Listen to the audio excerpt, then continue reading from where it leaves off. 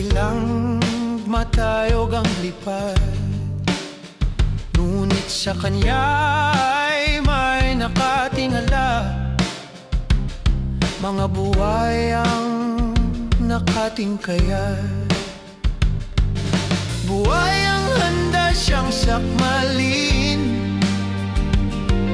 kapag siya ay bagsak ng hangin, upang sila naman ang lumipad at tingalain. Subalit ang agila'y hindi na tinag, nagpatuloy sa matayog na lipad.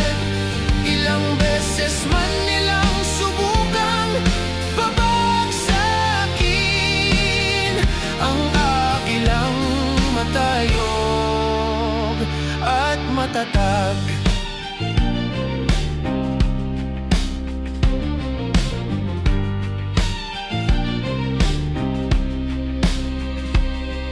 Una ay kanilang kinuha,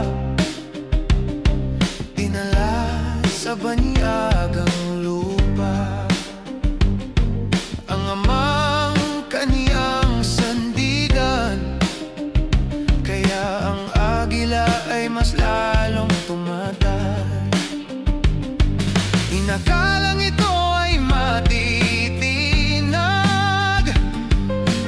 at masisindag. Subalit ang agila'y hindi na tinag, nagpatuloy sa matayog na lipad.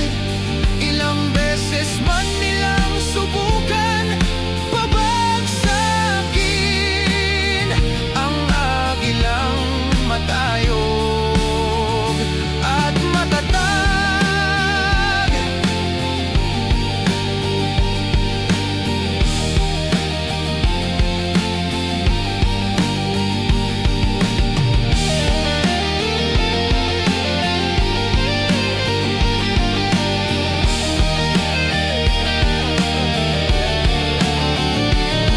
Hindi pa nakontento,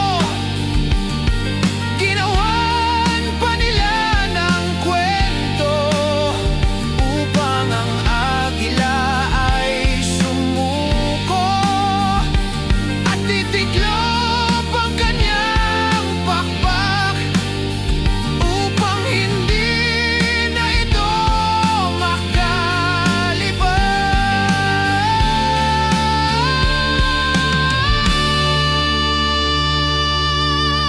Subalit ang agila'y hindi na tinag, nagpatuloy sa matayog na lipad. Ilang beses man nilang subukan pabagsakin ang agilang matayog